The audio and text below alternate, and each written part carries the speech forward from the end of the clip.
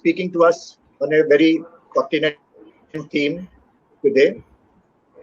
And Professor Skoda is an eminent anthropologist, and his research areas are social and cultural anthropology, and he has done some important work on kingship and family in social relations, caste and tribe, and also religion, theology, and rituals. And for a very long period, maybe more than 2 decades, he was there. He was working with the German Research Council and collaborated with many great social scientists of Europe. And people in Odisha are very much familiar with UWE SKODA because he has made an extensive field work in Sundargarh and in many other districts of Chhattisgarh and Jharkhand. And he has contributed immensely to the field of society and anthropology. And he has 2 great works on Agriyas, a peasant community in Sundargarh. There's also Bonai, a princely state of former princely state of Odisha. And UWE SKODA has very recently done a important work on bonding with Lord Jagannath Kali formation. It was published in 2019, and the Professor Skoda, and he was also a visiting professor to the Department of Sociology, Delhi School of Economics, and he was also a visiting fellow in the Department of Anthropology, Sambalpur University, Sambalpur.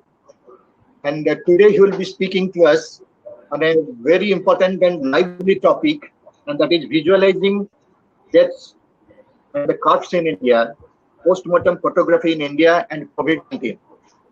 I, on behalf of Ravenshaw University, welcome you, Professor Skoda, to this webinar series. Most welcome.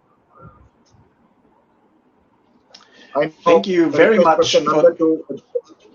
Oh, sorry. Yeah. Priyadarshi, would you like to say something?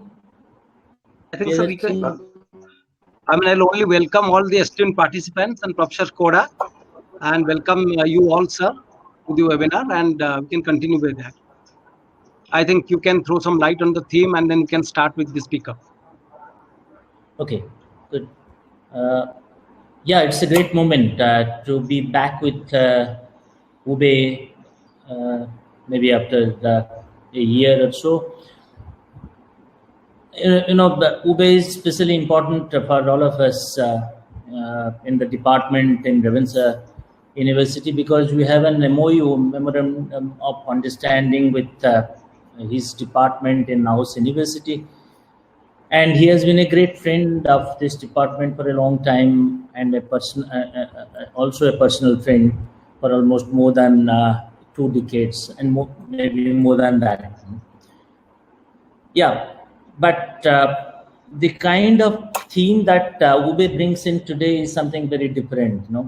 Of course, it is in the larger context of reading into the post-pandemic life world, his insights into a very interesting area of visual history and visual culture that he has been engaged with for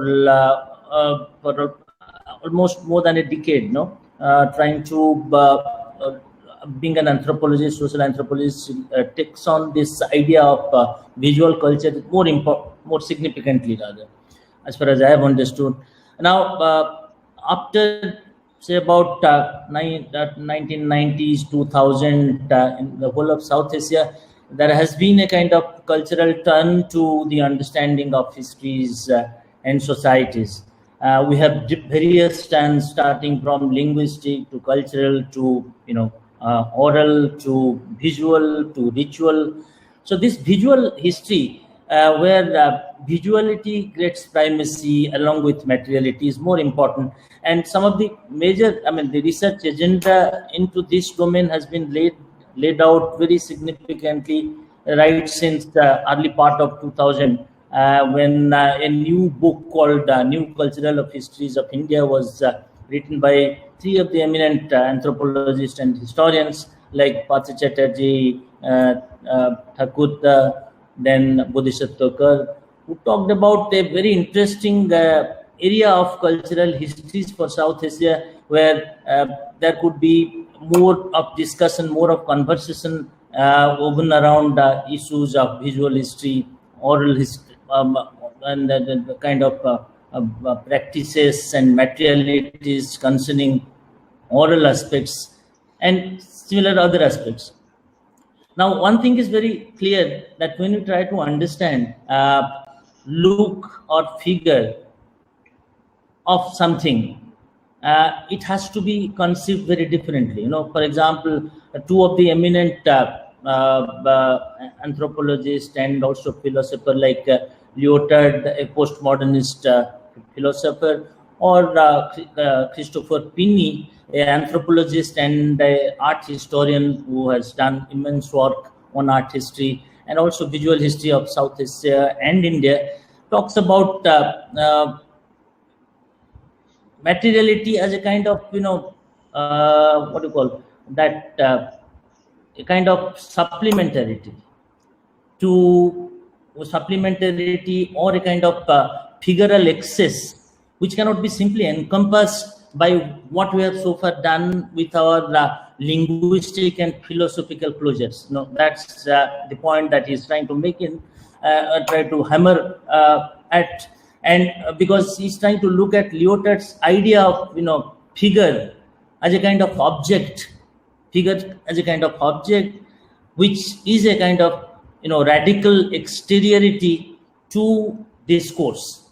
And this discourse is in the zone of what you call less of decidable meaning and more of, very felt intensities. So something to do with the intensities from within, where figure can capture very powerfully that affect, human affect.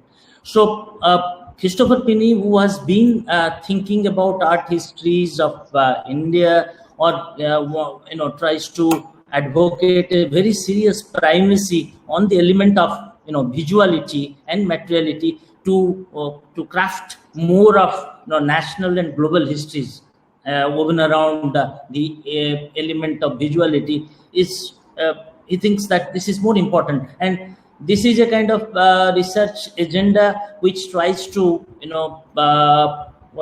subvert the usual emphasis put on by the anthropologist trying to understand anthropology, social anthropology, more in terms of emphasizing on or giving primacy to culture over material, or giving primacy to discourse over figural. So that kind of reversal is being brought in by putting more emphasis into the element of visuality. That's what makes his talk today very interesting. And this, I think, that tall agenda, which was announced by a group of historians and anthropologists way back in the 2010, with that new, very interesting, fascinating, and more challenging, provocative, and interventionist stance to the understanding of South Asian cultural histories by Partha Chatterjee. I think that enriching discussion has been more creatively been enriched by UWE's book, which came out perhaps in 2018, which talks about India and its visual history, where it talks about a kind of very interesting collage. It's a kind of very interesting, imagery of class, community, culture. That's very fascinating. That makes it interesting. And as Professor Acharya pointed out, his book, which has come up recently, that is on bonding with the Lord, is equally very interesting, is equally very challenging, because he's trying to look at this, the idea of engagement with a cult like Jagannath, the way it has been understood in Odishan context, in regional context, backed by some of the very intellectual understanding produced by whether the German research group the German anthropologist who started doing research about Jagannath called in the 1970s and 1999. So he has looked at all these ideas very seriously, critically, and also tried to see what is really, coming up. As an anthropologist, the way he looks at this cult and tradition, the way he tries to see it, that is what has been very interestingly been captured. These ideas have been captured in that book. But also, UWE's intimacy with Orissa is well known, because he has done a very serious work based on a very critical ethnographic association with a community called Agarias, the community he has been following for the last 2 and 3 decades. He always, whenever he comes to India, makes it a point to come to Orissa, and particularly makes it a point to go to Banai, his second home almost, where he stays in the village. He has been observing their culture, tradition over the generations. So that makes him a kind of a very critical, fascinating, observer of the contemporary cultural politics and dynamics. So both looking at political and social political anthropology and cultural anthropology, where this visuality is getting primacy, and his look as a anthropologist to these areas makes him very special and interesting. Now, when he, whatever I have understood, in fact, I initially persuaded him, why not he talks about the visuality of this Jagannath car festival that we had recently, and despite COVID restriction, we had a very successful car festival. So how, as an anthropologist, looks at it, what implication it brings out in an extraordinary context like this, could have been, I thought that it would be more interesting to engage with as we write our post-pandemic life world. That is the general theme of this series. But then he said, now why not another dimensions of the same kind of engagement, where he can also talks about pathos, talks about grief, talks about threat to life, and many other things which can be captured as we venture into an area to imagine how life has become miserable.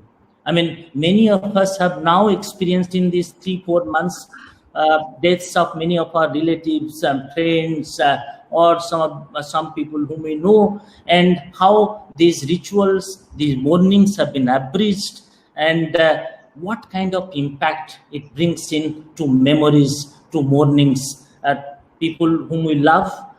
Suddenly there is a kind of change in the shift in the cultural practices of configuring our feelings, our affect about them, because, for example, Puri is now a prohibited area for Hindus. It's otherwise a sacred place for cremation. You cannot simply go in, or you cannot have more than 20 people to be associated with an cremation function.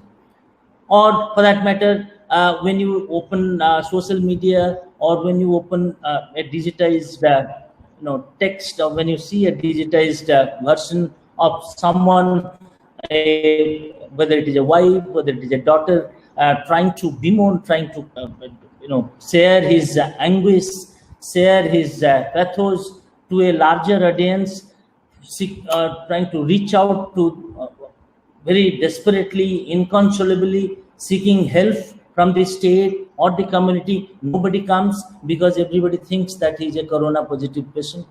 We have seen so many images. How do we capture this? How do we make sense of it?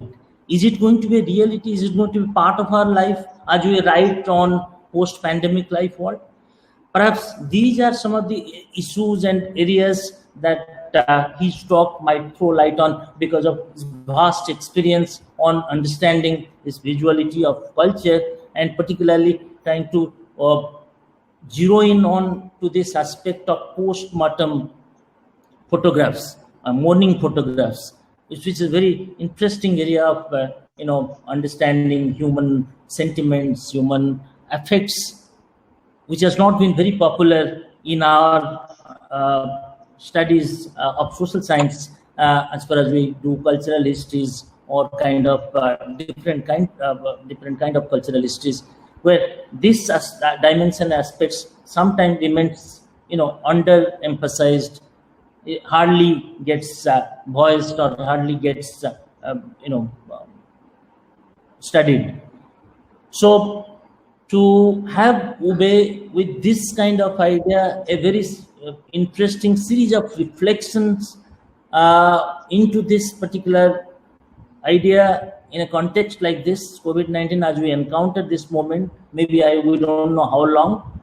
And we have our memories of Second World War, we have our memories of cholera in Odisha, we have our memories of colonial epidemics, we have also memories of pandemics, but this is an extraordinary situation because we always claim that we are absolute extra, when we are saturated with the extra sense of modernity, extraordinary sense of modernity, where nothing can browbeat us. At this point of time, how do we capture these images? How do we capture this kind of feelings? I think this can, his talk can give us a lot of critical leads to understand these fascinating aspects of life and society and times. Thank you, UWE. I think your talk is going to be more clearer than what I have understood so far. Thank you very much. Yes, thank you very much. First of all, good afternoon, and thank you very much for this very kind introduction, very kind of you. Thanks also for the opportunity to present this work in this really amazing lecture series that you have organized. This is really impressive.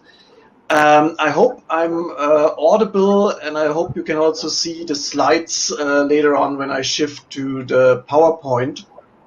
Apologies for the initial technical problems with the first 5 minutes.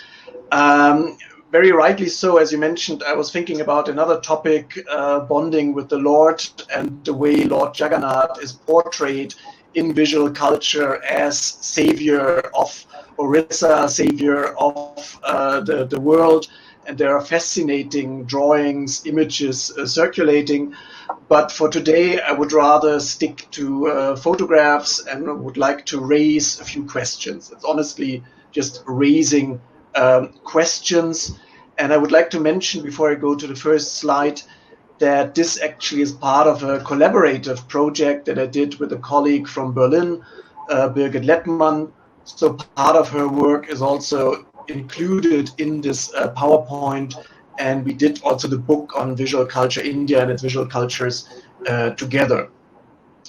Okay, so I would shift without further ado to the next slide, and please let me know if you can see the slides properly or not. Is the second slide visible now? Yeah. Yes. Can you see this? Okay, excellent. I'm starting with a few images here taken from newspapers from the last 2-3 months, and the way funerals, the way death is portrayed in some of these newspaper articles. It starts here with an article from April from Meghalaya, from the northeast, and as you can see, it's a Christian context here with the coffin. You have roughly 10 people. You don't know even, I mean, presumably men, but we are not 100% sure. And of course, you can see all of them wear the well-known protective gear, so they are hardly recognizable. I mean, it's not clear whether we have relatives here, whether we have healthcare workers who are actually carrying the coffin. So all of this is not visible from the image. The image conveys rather the threat, the fear of COVID-19 here. And if I go to the next slide, I hope it's also visible. We see a slightly different context here. You can see a burial ground again, but going by the topi, the dress the men wear here, it's presumably a Muslim context. You can see some of the class differences here, the access to protective gear, who is able to have it or who is not able to get it. You can see the small groups. We have hinted at that already in the introduction. The limits that are set in order to assemble just for roughly 10 men here in this case. We're going to the next slide. And I think what is most striking in many of these images that are circulating widely nowadays in Indian media, but also beyond, of course, is that not just the people are offering prayers with the social distancing that you see in this image, but also that the corpse is entirely invisible. You have it here in this plastic bag or cover. If we would not know the context that you can see here in this case, Tamil Nadu, if we would not know that this is a burial ground in the COVID-19 context, we would not be 100% sure what would be actually in this plastic bag. So the photographability of the scene is there, the visibility of the corpse is not there. Yeah. And you probably heard about the scandals that were circulating on Indian TV channels about disposal, or one might even say dumping, of corpses in certain, in this case, Karnataka. There is also a video which led to the scandal. How can you do this? And if you see the video, I will not show it to you right now, you can see not only that there was somebody present with the camera who also took the photograph, but also that another person was present. We don't know whether for state purposes, or whether it was somebody from the media, or whether it was done for private purposes. I'm in this presentation primarily interested in private photographs rather than media or news cover, but I've not seen it, honestly, many private photographs. So this is actually also an opportunity for me to move on to the next slide and to start with this disclaimer that I have not been able to do, obviously, field research in Orissa or India over the last months. So I'm a distant observer, reading newspaper reports, talking to friends and colleagues. And I have not come across these private images in the Corona COVID context. So I'm very interested, having worked on post-mortem photography as a relatively popular tradition in Eastern India, but also elsewhere in India and elsewhere in the world, what happens to these practices in the time of crisis? What happens under the conditions of a pandemic crisis? How is the visibility and the photographability of the corpse changing in this dramatic situation? How is it tied to new or abbreviated rituals and stigmata related to COVID-19? Broadly, the question is, how will these beloved family members be remembered, visually, but also otherwise? And in order to pose that basically for the discussion afterwards, I will start with post-mortem photography in Europe and India, and then come back to COVID-19 at the end. Very, very briefly, death and photogenetic invention of photography, as Susan Sontag in her work regarding the pain of others has highlighted. She argued that basically since 1839, photography has kept company with death. I'm quoting from her work, because an image produced with the camera is trace of something brought before the lens. Photographs were superior to any painting as memento of the vanished past and the dear departed. So no matter how we manipulate the photograph, the idea is also in the work of Paul Lombard that something has been there in front of the camera. Something has there, no matter that it has been reduced from 3 to 2 dimensions, etc., we can see that there must have been something, and there is a link, an obvious link, to the referent who was there in front of the camera. And as Roland Barthes in his work Camera Lucida even argued, is that photography is the play of our society. Every photograph, in fact, is a micro version of death. And he asks or argues that in terms of image repertoire, the photograph represents that very subtle moment when I'm neither subject nor object, but a subject who feels he is becoming an object. So it's every photograph we see. Once the photograph has been taken, the moment is gone, it's not coming back. It's this tiny version of death. And this indexicality of the photograph, the link, the imprint, the trace, like a footprint. I mean, if we see a footprint in the snow or in the sand, windmills or somebody has passed by the footprint we can identify. Similarly, photographs have this indexical quality, and we can see the person. Similarly, the corpse is the index of the dead person, the dear departed, and we can see that both photography and death, the corpse and the photograph, share this medial closeness. To start very briefly with Europe here, even though the tradition is no longer popular, it still is lingering in films like The Others, made in 2001, a Hollywood film with Nicole Kidman, who finds out in the film in the 1940s that she comes across an album of post-mortem photographs taken after the death. And she is not familiar with the tradition, so she asks her elderly maid, Mrs. Mills, what it is. And Mrs. Mills is obviously familiar with the tradition, so she explains it to her. And I'm just quoting from this dialogue. Grace is asking, do you have any idea what this is? This album, look, they are all asleep. And Mrs. Mills says, they are not asleep, ma'am, they are dead. It's a book of the dead. In the last century, I believe, they used to take photographs of the dead in the hope that their souls would go on living through the portraits. And Grace thinks this is macabre. How could these people be so superstitious? Get rid of it.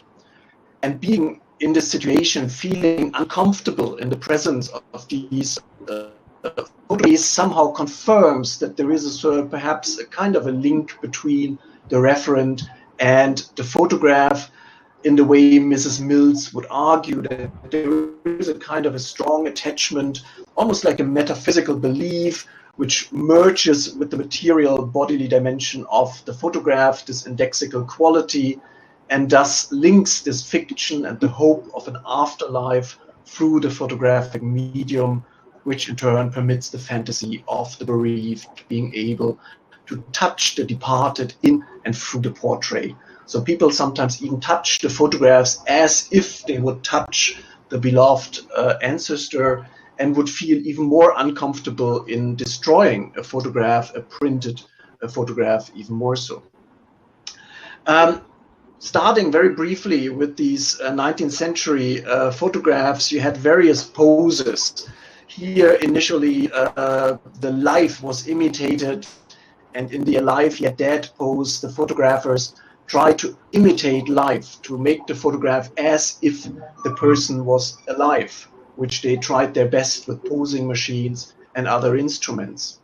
In other photographs, often labeled as the last sleep pose, you can clearly say that the person, like the big photograph from Bavaria here, the person had died. Obviously, you can see the Christian symbols of death, like the palm leaves, etc. around, and you can see that the person is dead, while the thought that the person is sleeping or had this like of painless transition from life to death through sleep as a kind of a comforting idea for the family of the dead person. And of course, in Greek mythology, sleep and death, Hypnos and Thanatos, were also siblings and closely connected. Now, from the late 19th to the early 20th century, you find another pose, the casket or coffin photographs, popular also in parts of the US in the beginning of the 20th century, where this photograph was taken. See that the body, the corpse, is more and more invisible, is less and less visible. You can see a small part of the coffin here, with almost the coffin as the boundary line to the relatives assembled, and the photograph serves more as a visual guest list of the event rather than a portrait of the person who passed away.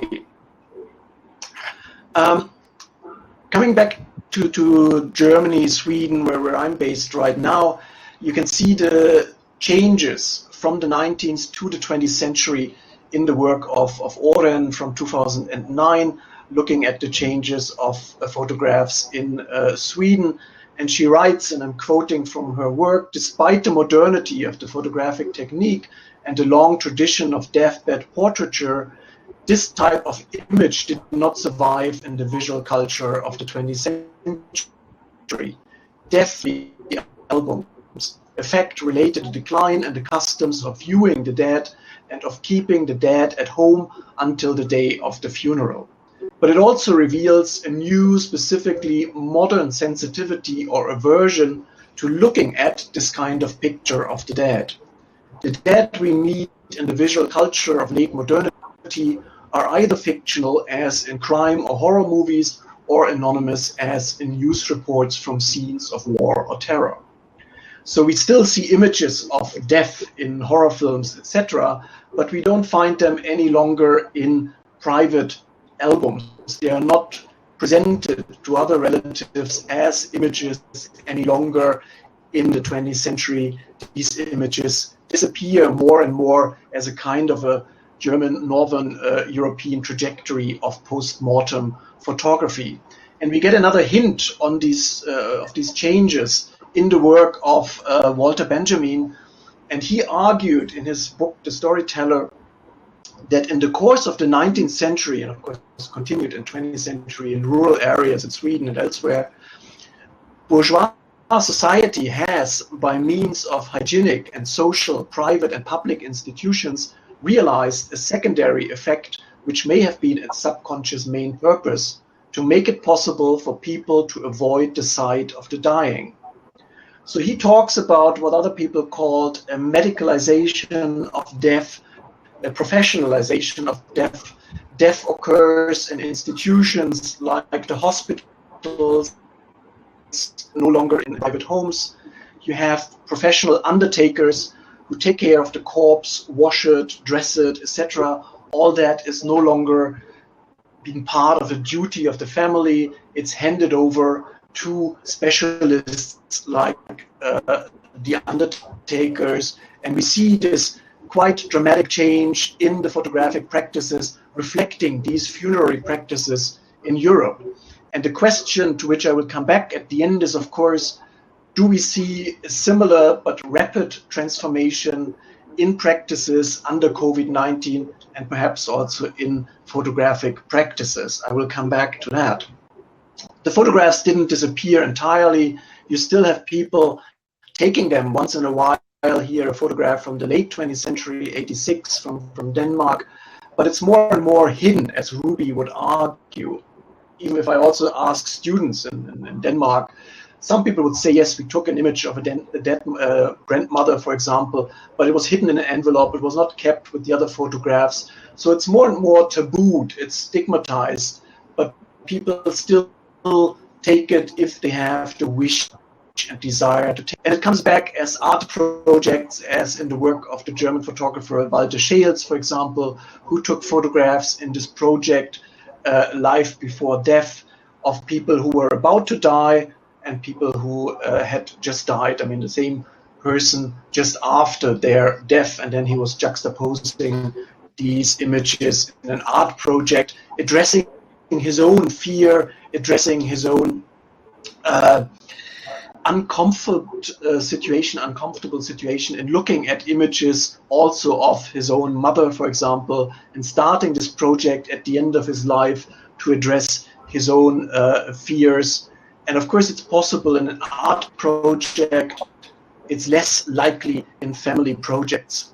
I think I will skip those questions, rather go straight to India with this image here.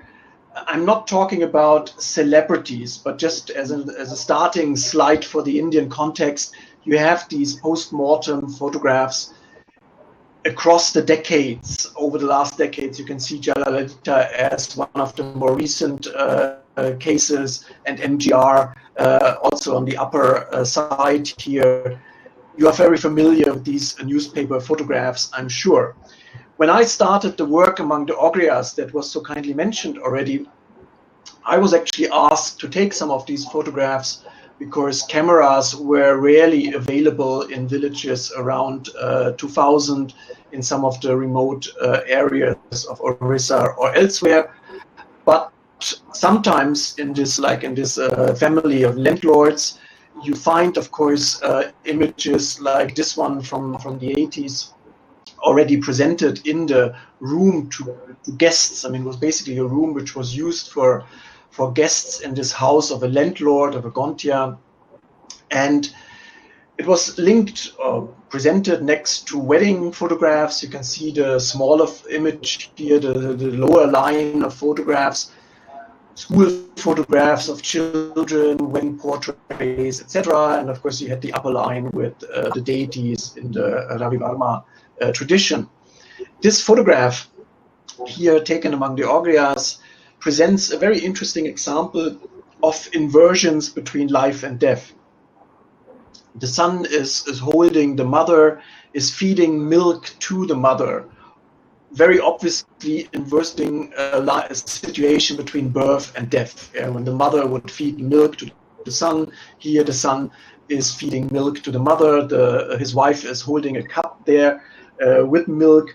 You have also the inversion in terms of the spaces. You have death outside on the veranda, which is the opposite of giving birth inside confinement room, in inner room, which is also often heated.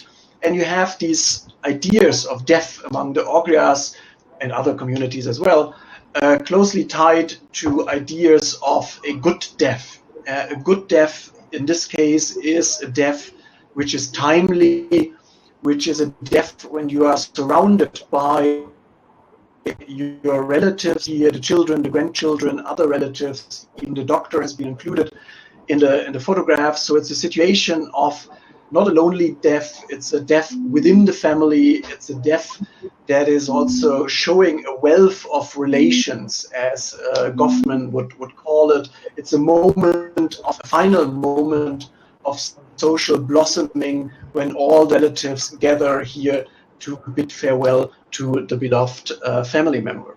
So these ideas of a good death clearly come out in these pictures, and bad deaths, deaths by accidents, deaths by diseases would hardly be portrayed, also untimely death portrayed, but occasionally.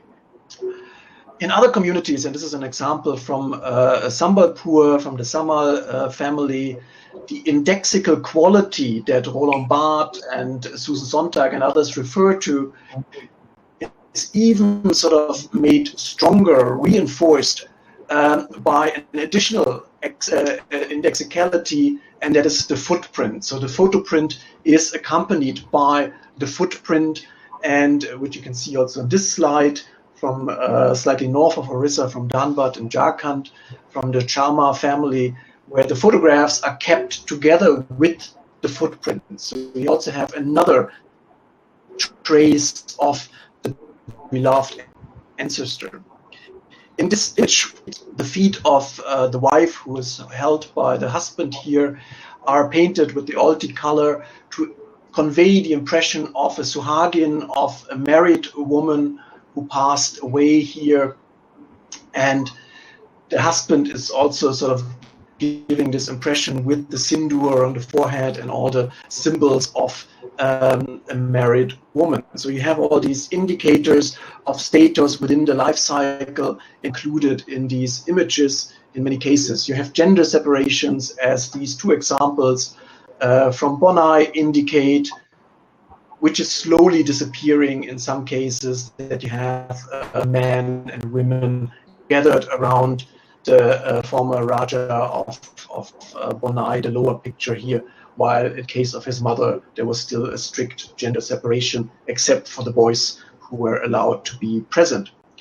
Another example from Bonai from the 70s, from 71, when the son of the Raja passed away, includes not just a status element that the Raja had access to a camera, but also the guard of honor that was still present before Indira Gandhi took away the privileges of the former princely families.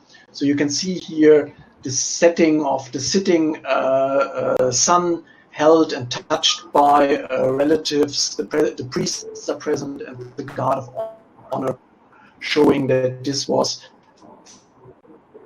family member, even though it was an untimely death, presumably by a sunstroke. The moment or the point that many of these images convey is also an almost bodily connection.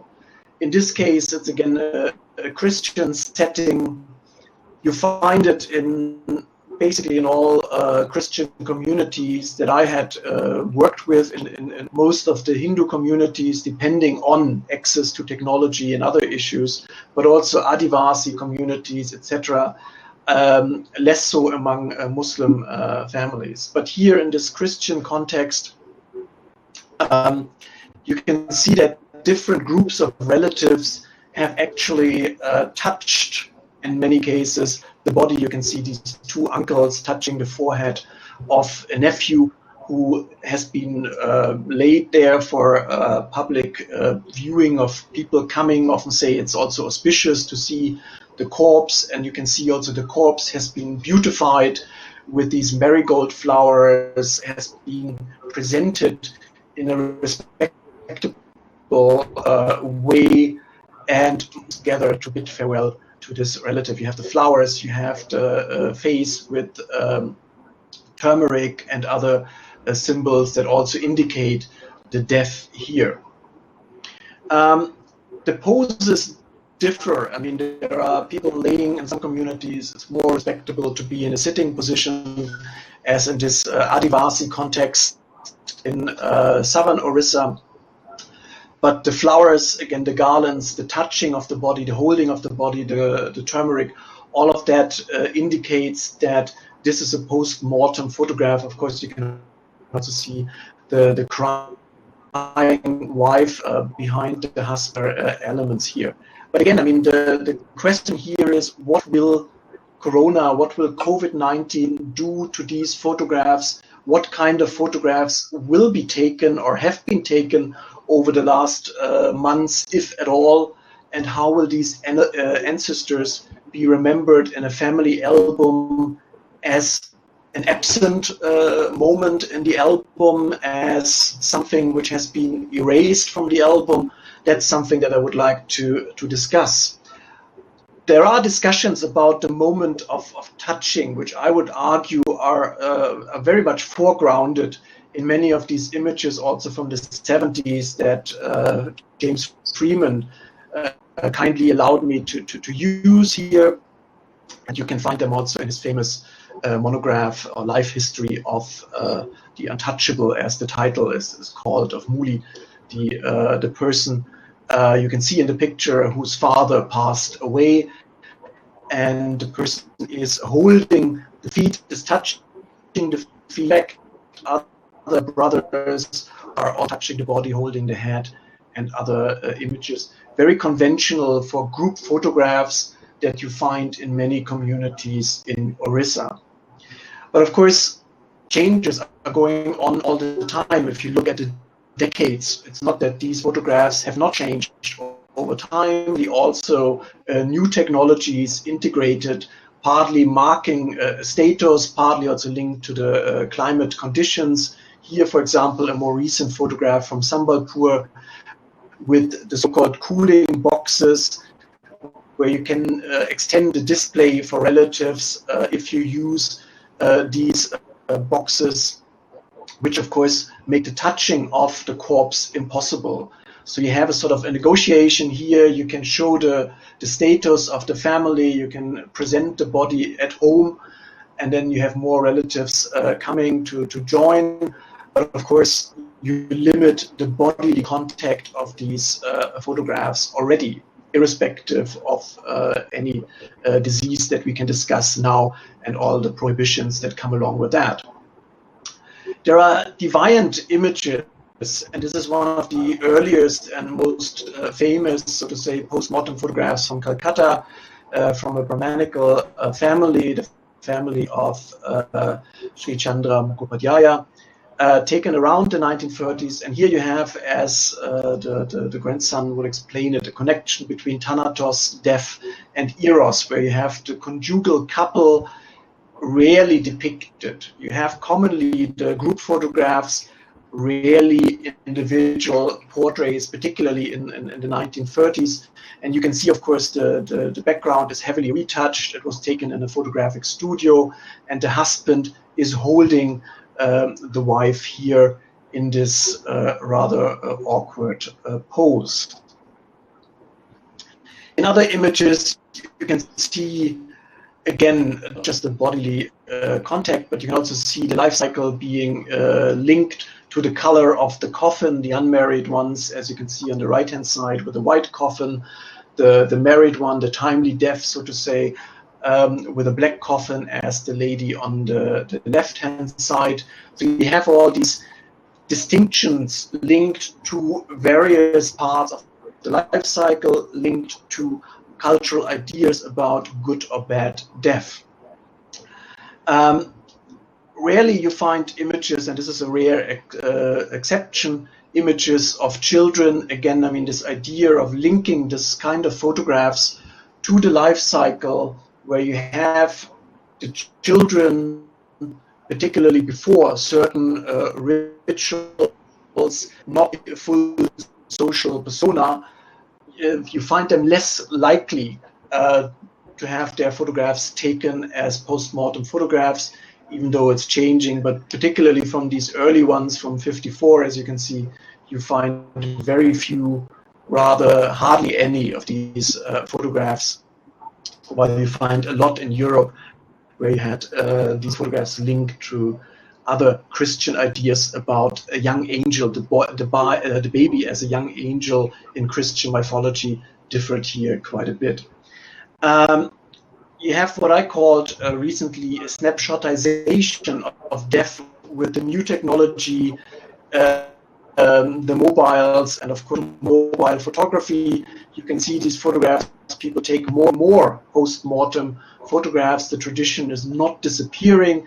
It's rather a proliferation of images, and also the circulation increases dramatically, be it on Facebook or elsewhere, which raises, of course, ethical questions. Who is photographed? Who is visibilized? What is frightening for whom, and what is ethically or not ethically in many of these images? What I think is important to theorize these images, it's not just the line of theory that I already indicated, understanding the photograph as a trace, the idea of Roland Barthes, Susan Sontag, and others. It's also the idea of understanding photographic practices as something linked to the family, linked to the social group, which is basically the sociological line of thinking of Pierre Bourdieu, who would ask in the sociological approach, who is taking photographs of whom, when, how, etc. So here he would argue that these photographs in particular, are images of how the group would like to see itself. And he argued, and I quote from his pioneering work, The Photography as a Middle Art, he would say photographs of major ceremonies are possible. They capture behavior that is socially approved and socially regulated, that is behavior that has already been solemnized. The ceremony must be photographed because it realizes the image that the group seeks to give of itself as a group. Which brings us back to the moment of social blossoming, the idea of a wealth of relations as a positive aspect of the family, something that needs to be preserved for future generations and is sort of highlighted here. Yeah. So it's not just the bodily, almost bodily connection to the photograph, the desire to touch a photograph. It's also the desire to show the respectable family, which is sort of linked with all the different relatives, etc., with all the other status elements in other group photographs, not so different from the coffin or casket photographs in the early 20th century that I had shown in the beginning from the US. So there is some common ground there as well. Coming back to COVID-19 with the last slides, and what we see is, of course, a whole lot of new regulations to handle this pandemic situation. And I'm just giving a few examples, and I'm sure you're far more familiar with all these regulations than I am. There is, for example, the article from India Today from the 20th of March, where you have guidelines passed how to handle COVID-19 deaf bodies, where you have, for example, different guidelines for different steps of the whole process. But here, just to mention two aspects: the body removal from isolation rooms and quarantines from hospital contexts or even from private ones, which allows for the family to view, which is point 6. I mean, the family of the patient might wish to view the body at the time of removal.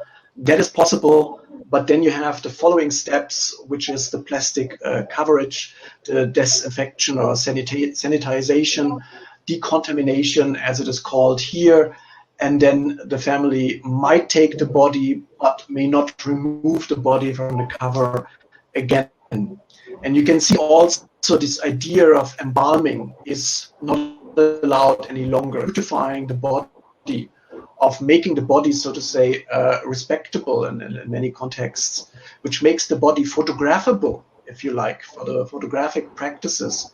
This is no longer allowed in the current situation under these guidelines.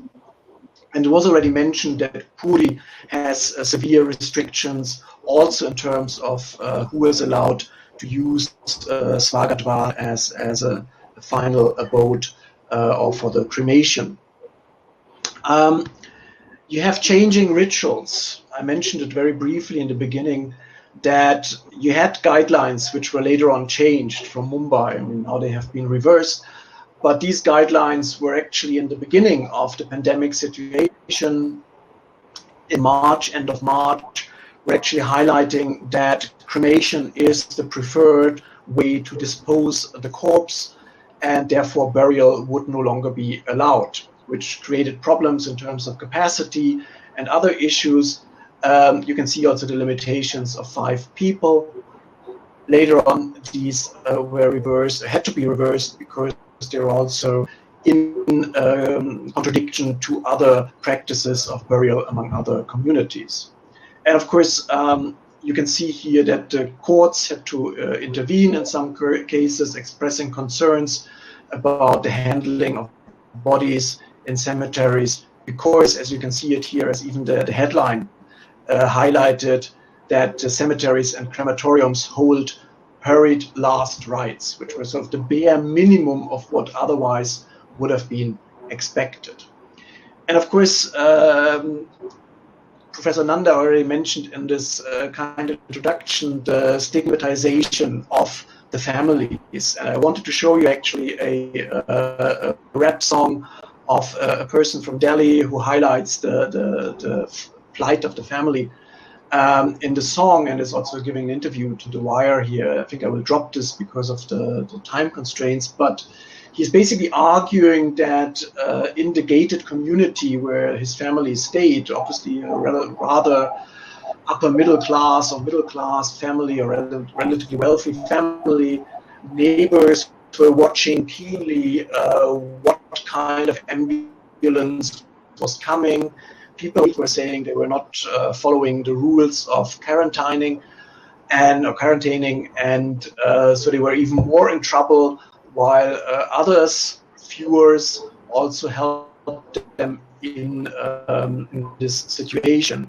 So the strong stigmatization of the family is also expressed in this headline of the article that I had shown you in the beginning, that in Tamil Nadu, a law was even passed that denying the last rites of people who had died from coronavirus would actually be punished with a 3-year jail term.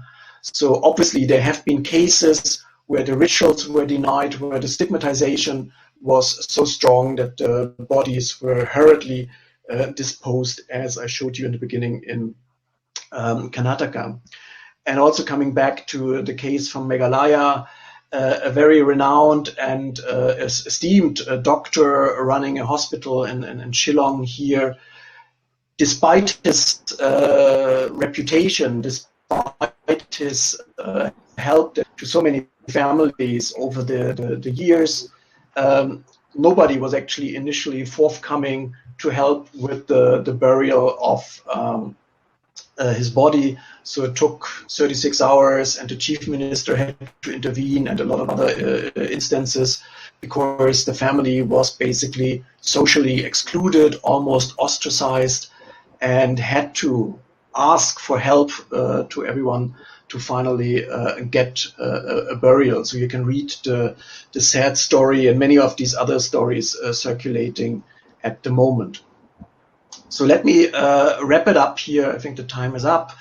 That we have perhaps different ideas that we find in relation to photography, also in this context of COVID-19 and the visual representation, the work towards a visual memory of beloved family members and ancestors. So we have this idea of the photograph, as King also called it, not just Barth, the idea of the photograph as a representation of care. You take care of your family members till their death. You are surrounding them. You offer as much comfort to them as possible.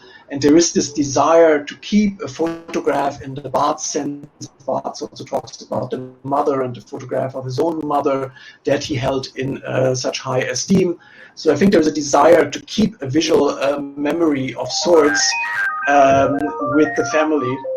And sorry. Oops. Sorry for that. Whose phone is it? Sorry.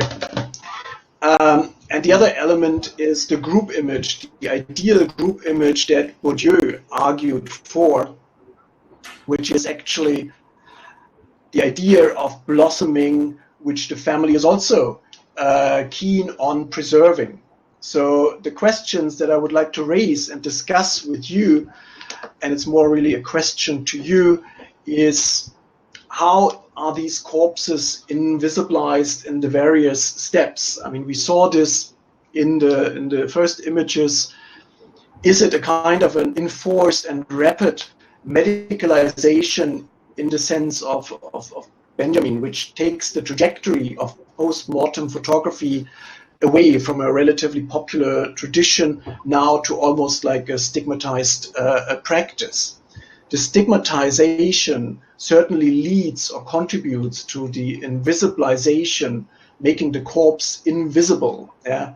And what happens under such circumstances to the group image?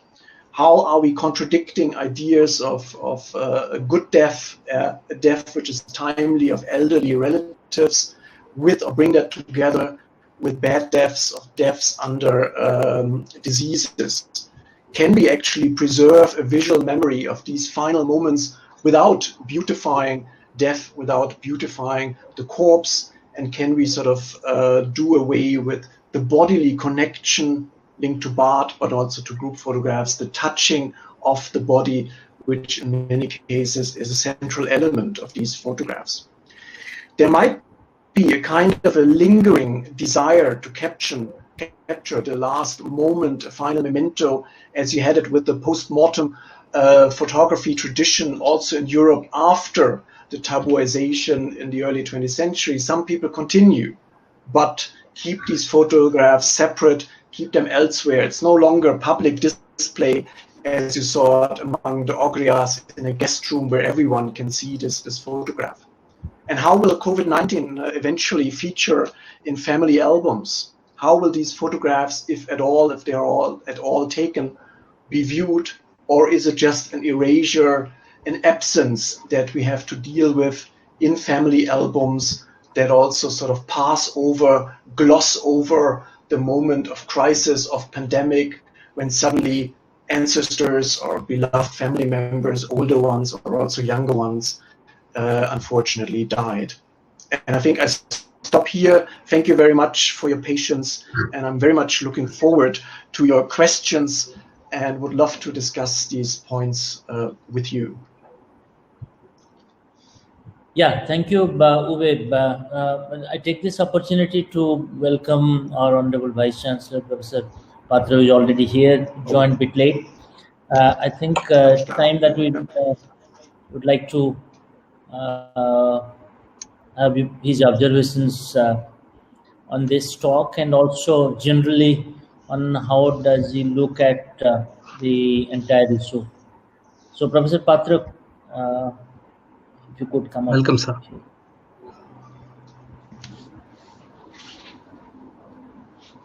Namaskar, a very interesting area for me on this photography after death of a close family member.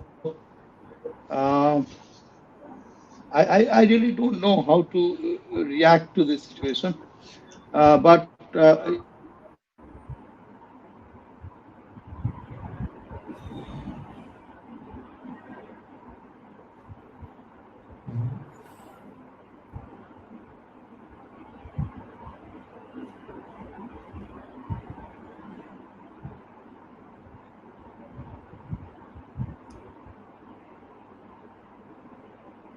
I think there was a technical problem. I'm sorry, Professor Patro. No, it come back. Let's wait. Okay. Yeah. Sir, you got disconnected. Sir, can you hear me, sir? I can hear you very well. I'm not sure if Professor Patro can hear us, but we can just continue. Sir got disconnected for a brief while, it seems. Yeah.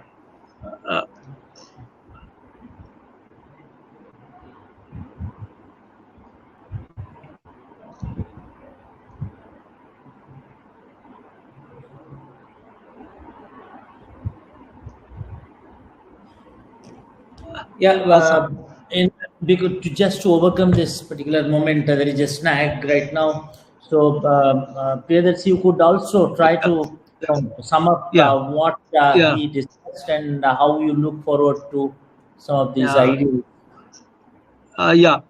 Thank you so much, Professor Skoda, for giving us this stimulating lecture. There are very few questions. I think Professor Anantagiri is typing some of these questions. I'll come back to him. But there is one question, and I'll also ask one question. But prior to going back to questions, I must tell you that for greater interest, if you could at least sum up some of the ideas that. What roughly I understood from Professor Skoda's lecture is that historians and anthropologists and social scientists are looking at this visual medium as a very potent medium for understanding our life worlds, and the relationship of visuality, materiality, and history can be further probed into by looking at this visual culture as a very important dimension, important methodology, and important aspect of looking at life of the people. And basically, post-mortem photography depicts how death is portrayed in photographs, and later on how they have a durability in reminiscing and also trying to understand life and society and times of the people or community. And I think this indexicality of the photographs are very important, which captures the moment of the time, and that provides a window to understand death, and in the context of death and the way societies are organized, or societies have perceptions about funerary practices and death in general. Then you talked about that what is a positive death or a negative death, how the idea of a good death and a bad death are portrayed in photographs. A good death is something of somebody when somebody lives a full pleasured life, and that death brings not so much of sorrow but a deeper understanding about the final truth of life. Whereas a bad death like an accident or a COVID death might be seen as a effective movement for generating suffering and grief, anxiety, and lot of loss, sense of loss, the suffering. Then you talked about stigmatization of death, and you also talked about photographs of major ceremonies and how they capture behavior that is socially approved. And so your photographs, your talk was veering around how post-mortem photography becomes a medium or a window to provide a new dimension to our understanding of death and the life world of people. I think these are some of the ideas that you wanted to bring forward. And you also talked about how Eros and Thanatos, the death instinct and life instinct, are very close to human consciousness, and how they prompt people to record that last moment of their lives. And also you talked about how the tradition of photography, the post-mortem photography, is very pertinent, is very popular in Eastern India and some parts of Europe.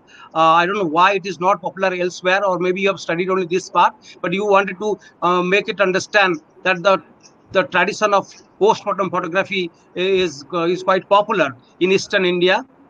And these are some of the ideas you wanted to sum up.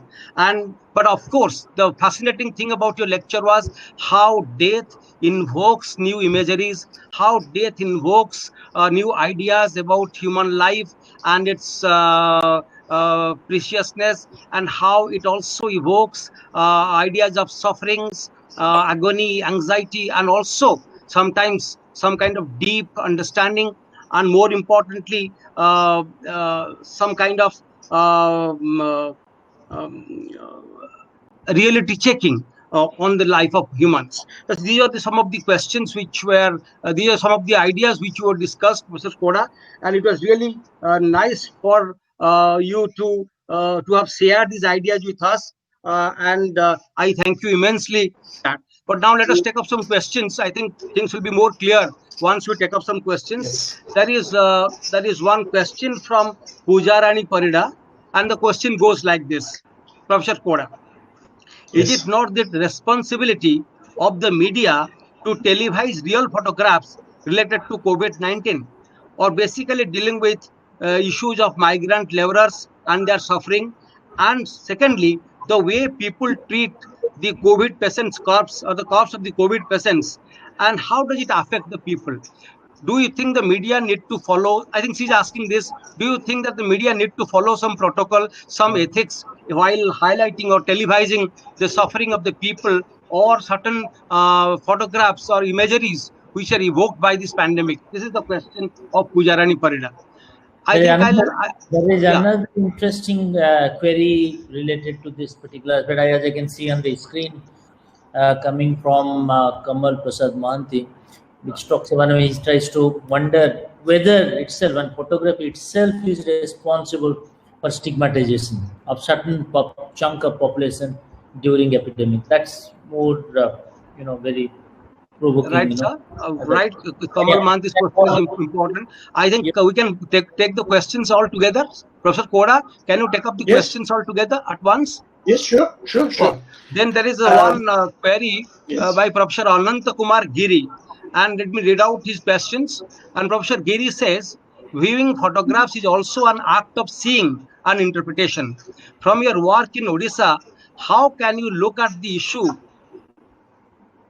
of interpretation in terms of the representational aspect of photography? How do we look at both the mimetic and the artistic dimension of representation? In terms of your reference to the indexical, how do we link indexical to the symbolic as suggested by Peirce and Tambia? Also, can we think of a new kind of memory without photography, a spiritual work? This is what Professor Anantagiri is asking.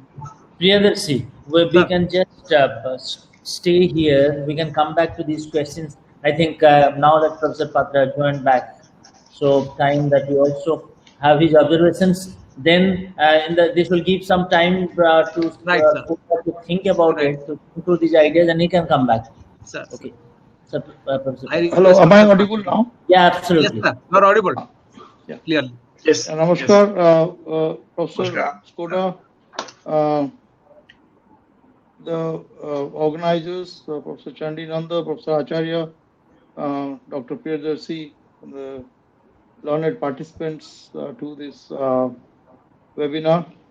I'm sorry, this is a disconnection in my computer. This is a very interesting topic, no doubt, but I was really troubled to understand that do people really have time in this pandemic uh, thing, and when somebody dies in the family, do they really have a time to think about taking a photograph? That's my serious concern, because see, the patient is taken to the hospital, they're not even allowed to go to the hospital when they cannot see that relative of theirs or parents or children or whoever it is. When they cannot see him live, they'll not even see the dead body because it will be covered and everything. Do they really have any thinking left for a photograph to be taken? And of course, nowadays anything can be photographed with this tiny thing. And I sometimes always look at people's hands, what they are doing. Are they photographing me? What kind of dress I am? What am I doing? What am I speaking? How my hands are? And they can make a lot of meaning out of a picture that they have taken. In such a world, do we really have, do the people who have lost somebody to corona have time to think about a photograph? That is first. The second thing is, I must congratulate that people are there on this earth, like Professor Skoda, who can look into the psychology, sociology, philosophy, and history into this kind of photograph. It's a very interesting subject, though I never thought of a subject like this. But this is very interesting, and the kind of pictures you have collected, the kind of things we have. I happen to remember my grandfather when he passed away. I was only in class 6 or 7, or maybe 8. And I do remember a picture which was taken with him after we gave him the last bath and wrapped him up with some new clothing. And then the body was stiff. We were not able to make him sit even. I was a small boy. I don't remember how we managed it, but we managed a photograph. And the very first thing I have done in my life is I've tried to lose that photograph. It is lying somewhere in my collection only. I never try to get that picture again.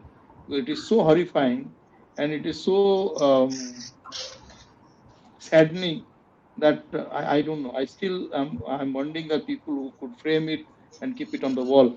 And this is a very nice area of research. I really do not have much of understanding to this or anything to that.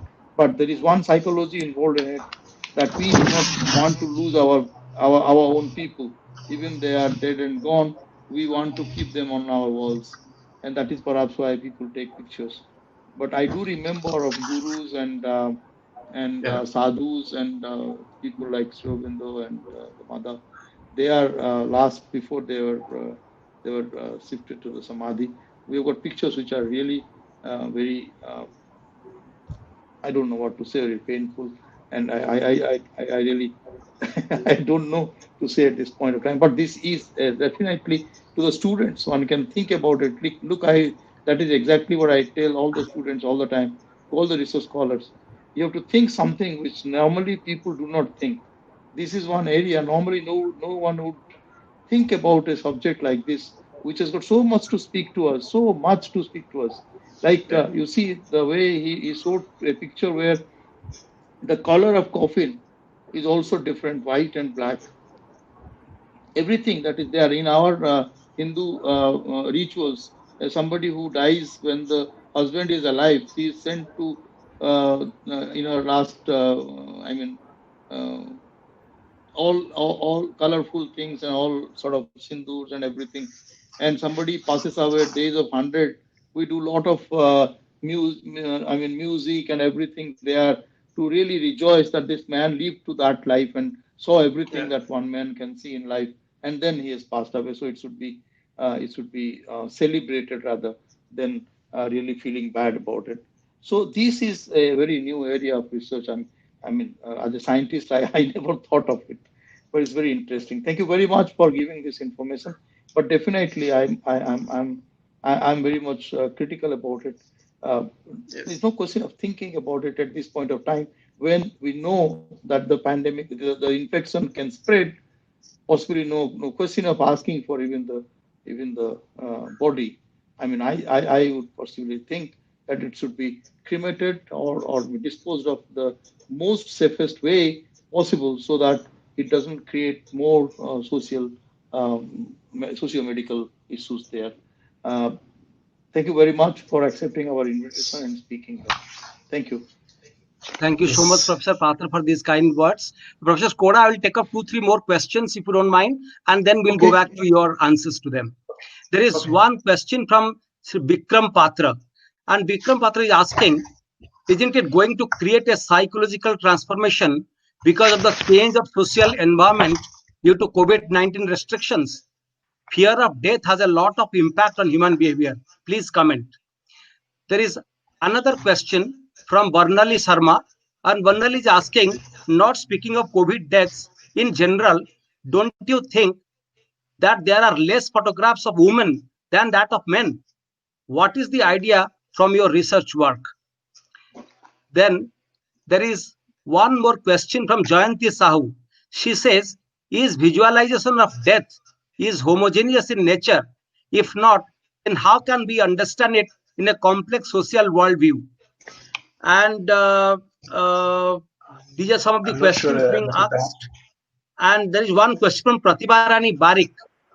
And the question is, how post-mortem photography will create consciousness among people to show respect to the dead persons of their family members instead of stigmatizing death? I think this is from Pratibha Rani Barik. And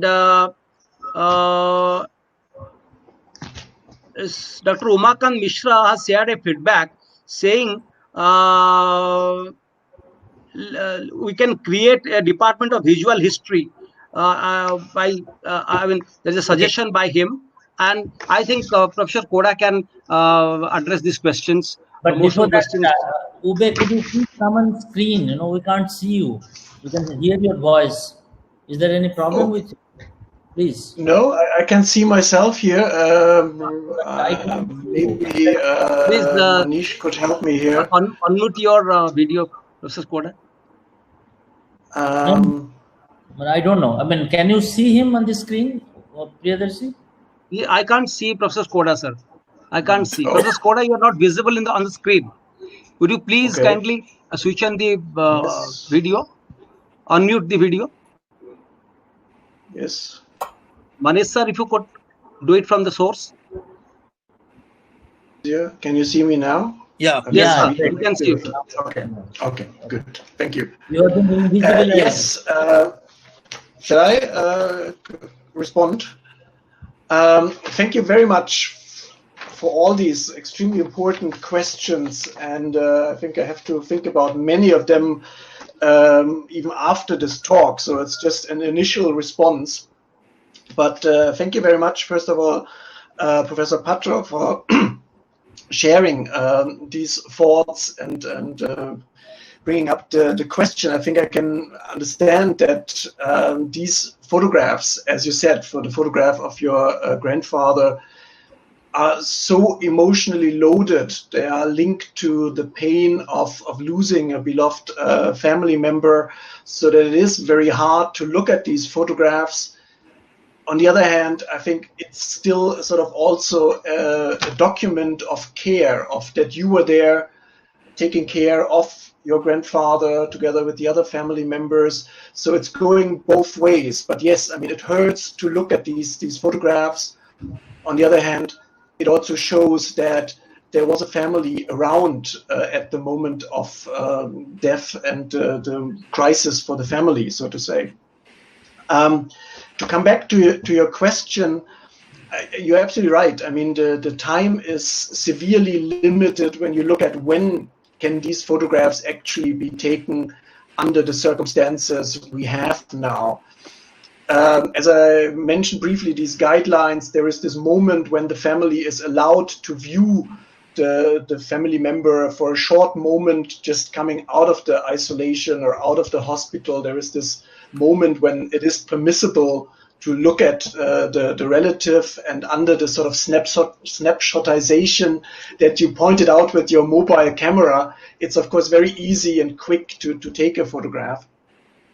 What I noticed from some of these discussions with friends and families in Orissa is that it's often a kind of relatives not the one most involved in the rituals. I mean, most of these photographs were either taken by brothers-in-laws or nephews, rarely by sons, for example. The sons are so much involved in the rituals going on, they would not think of photographs. So it was often a brother-in-law or a nephew or a professional photographer, if anyone was around, who would take a photograph in this situation. And of course, now everyone has a camera, so it's easier. But it can be stigmatizing, and it can also relate to the help that was offered. I mean, just taking up the question with creating respect as well. I think in those moments, for those who were involved, as I tried to highlight in this rap song, which I couldn't show you, but maybe we can circulate the link, those few relatives or neighbors who would finally offer help and come forward, for them it's sort of creating also a stronger bond, I think. So there is this potential of creating bonds, making bonds even stronger at the moment of death, at the moment of crisis, while it is still stigmatizing perhaps for many others, and therefore the photograph would be shown to a very selected view, not to all of them automatically, or not shown publicly. So it can also work against stigmatization if this help is offered. I think in general, Professor Carr, thank you very much for your comments.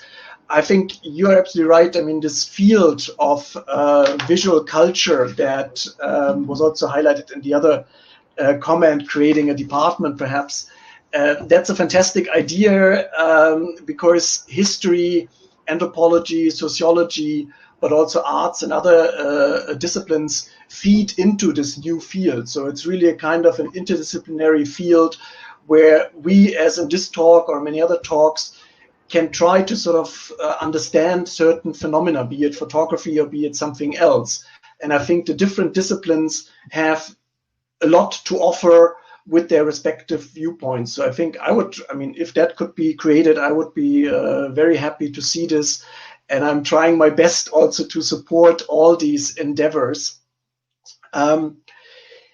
As you also said, Professor Carr, there is this moment of change, and maybe it's really this moment of COVID-19 that might lead potentially to a very dramatic shift in the photographic practice, when perhaps we have either no opportunity to take these photographs any longer, as you pointed out, Professor Patro, or the stigmatization is so strong that people abstain from taking these photographs because they might be linked to these practices that might not go well with families later on in an album, which is presented to potential in-laws or other things. So those photographs are removed. They are no longer be included in a representation of the family. So it might be really this moment of change that we see right now. It's just hypothetical. We will see what happens in a few months, but it might be a dramatic moment of recalibrating photographic practices.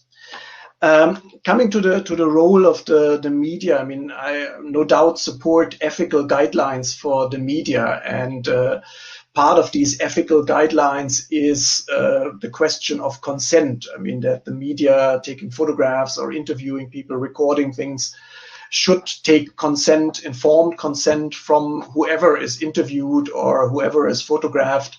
And ideally in a written form, which might not always be possible. It should be also less obtrusive. I mean, the media should not just, bump into these families to sensationalize a certain family case, disturb the family in the moment of grief. So I think there are a lot of ethically unacceptable practices that you can see in the media, and I hope that can be reduced. But I think it can work both ways, in a positive and in a negative way. I mean, it can help to unravel the scandals that I pointed out in the case from Karnataka, that the media obviously played a role to stop some of these practices of dumping literally bodies in cremation grounds. So I think the media certainly can have a very positive effect, but it can also sensationalize the selection of images, as we know, is often something which is linked to the context of the market, to sell newspapers, to increase the number of viewers on TV channels. There's a heavy competition there.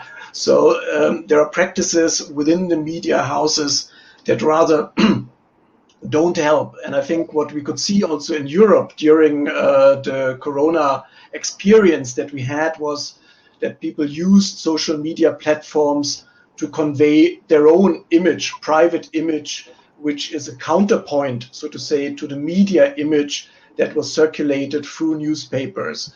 So there were hashtags like "the view out of my window" to show what was actually going on in the family homes, what people looked at.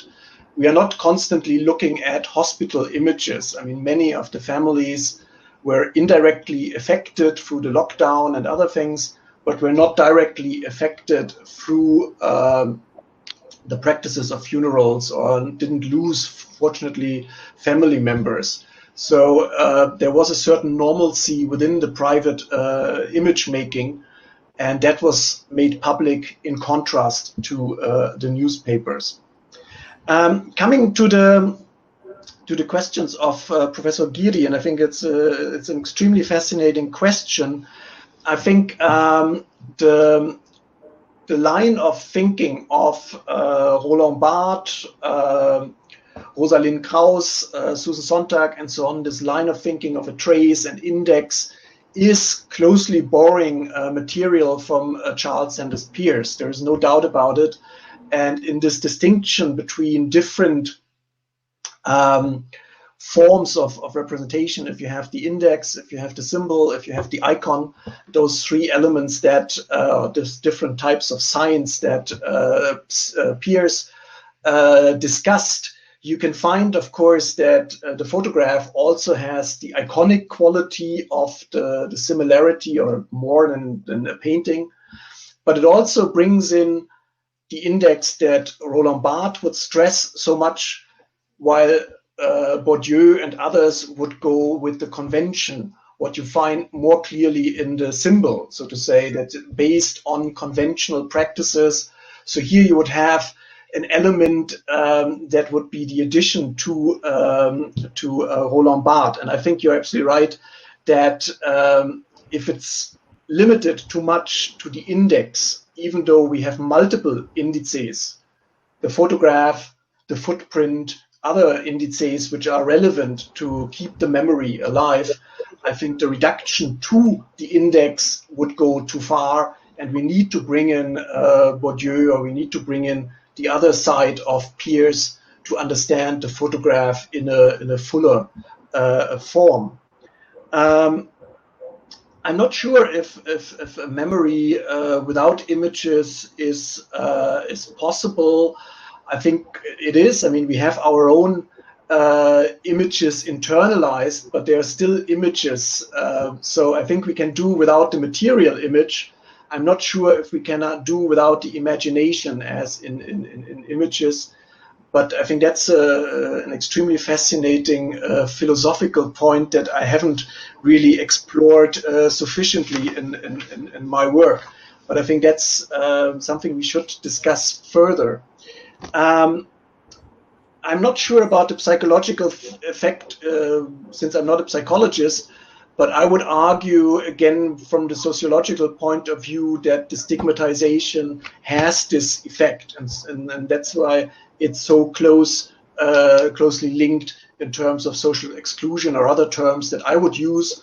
But I'm sure that psychologists would frame it in different terms, but would address the same phenomenon.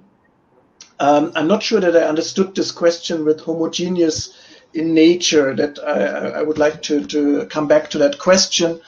But otherwise, I think it's very clear that there is a gender imbalance. I'm very grateful for that question, because it very much depends on the community, on the family, and so on. I mean, it's very hard to generalize elements here, but on average, by tendency, the photographs that I encounter, there is a clear imbalance. The number of images of men is far greater than of women. But that doesn't say anything about the emotional ties that you have, but you have a tendency in some genealogies of families to forget women, unfortunately. I mean, there is a preserve of the names. Images of men are more likely to be preserved than women. And I think that's something which is changing, as I indicated it in Bonai, that you have more women included in many of these photographs compared to the 70s or 80s. So you can see a change there, but there is still an imbalance, definitely. I hope I addressed at least some of the questions. Yeah, most of the questions are answered. There are quite a number. Sir, please. Professor Skoda, I can answer. Let me try to answer one thing that you said about the memory. In our understanding of memory system in the brain, anything that is memorized has got a series of happenings behind it. A death of a family member, a death of a member of the family, and memory of the picture at that point of time will be directly proportional to the relationship that was there and the kind of sufferings we have seen before the death. Say, suppose I am attending my father passed away. I am attending my father. I am seeing him going towards that point, or I am being told that he is going towards that point. There's an emotional memory that's gathering up a sequence, and finally I see him on the bed, not moving, dead. Okay. So this memory is something, it creates enough of spikes in spines, the synapses in your brain, and it remains there for a pretty long time. But suppose I see the death of a friend, father of a friend. The friend is not very close to me. The father of a friend is still not close to me. I go there, I grieve, I come back. I will remember that I went for a funeral of his father, but I will not remember that picture any longer in my mind. Then I need a picture of that event. Yeah. And as regards in not only in Oriya or Indian context, but in the entire world, earth level, what we have happened is we are basically, human being is a man-dominating society, So we have always been forgetting the second 50% of our life. So this is one of the social issues that actually has led to less number of pictures of the females after death than the picture of the males after death. And in places like Bihar and all other places, the picture of the dead body is essential legally. And legally, the gentleman of the house is the owner of the property than the lady of the house. Yes. So that is exactly why we get more of pictures of dead bodies of male persons than the female persons. So basically, in our, the two-legged animals, the male dominance is still there, and whatever equal opportunity we are speaking, we still do not do it 100%. So it is there everywhere, but in India particularly, I have seen this is because the property belongs to the male, and if you go to South India, it could be a little different, but usually the ladies they're not considered to be photographed and kept a photograph there. I don't know. This is it's a very bad thing. I do not appreciate this, but it is a fact. But we have to live with it. So now things are changing, and it will change. And it will change, and it has definitely changed a lot. but I would not say it is 100% changed. Many times the male dominance is something, but the females have got a better brain. They do it better. They are better, and we must respect them. Yes. There is one question, Professor Skoda, if you can take up one question at the end. Yes. There is some Tripti Deo, and Tripti Deo is asking, haven't we already started reimagining and rethinking ways of social and religious rituals around death, be it natural or unnatural? Will the pandemic be a major point in the way we are looking at death in the family? Can you take up this question? I think there are a few questions, but I think with these questions we'll there are not few. There are now the chat box is overcrowded with questions. I think I would request the participant. Okay, then we can take them up later on. We are going to share these questions to you, Ube, as with other speakers. Yeah. But also, if you don't have other questions, may I also pose a few something I can do that? Yeah, you go ahead, sir. I will ask. Or would you like to respond to the first two questions? Yes, I mean, first of all, thanks again, Professor Patro, for sharing these comments, and I can only agree. I mean, I think that's very important that we address these imbalances, and I think we can see already the changes in terms of course, wedding photography is very different, and it's more in the context of death where we have the imbalance. And I think it is a crucial moment of reimagining funerary practices as well as photographic practices. I'm not sure where it will lead to. I think what we can see is that the technologies and restrictions we have around what I called with Walter Benjamin medicalization of death have a tremendous influence on the practices and the role and involvement of the family. And in that case, I think there is a similarity, at least in some of the roles that I had mentioned in relation to Europe earlier on. So that the family is less involved in many of those practices. Because now, of course, the safety is the sort of the first issue, and of course we have to stop the spreading of the virus. So the sanitization of the space, of the body, etc., is of course the most important issue to start with. But I think in general, I think we see the process of the role of hospitals as institutions in funerary practices, particularly urban areas, but also in rural areas increasingly. And we can see perhaps that COVID-19 accelerates the process. I mean, a process that had already started in many cases, even though I also came across some photographs taken in ICUs earlier on before COVID-19. So it might be also that you bring in the photographic practices into the hospitals more than it has been the case in Germany or Northern Europe. But I think the COVID-19 accelerates practices of a professionalization and medicalization of death, which is then reflected in the photographs.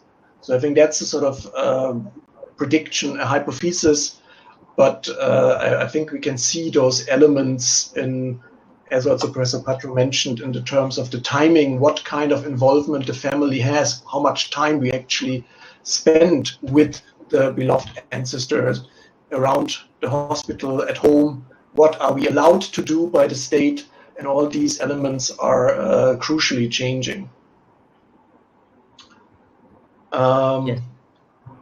Yes, I think there were some more questions. Dr. Nanda, you can go ahead with your questions. Then we have, if you have time, we can take up some more questions. Unfortunately, I can't read all of them so quickly because there are so many, and I wished I could read all of them. Maybe most of the questions you have answered, Professor Skoda. Most of the questions you have answered, and there are few questions related to media which are of some nature.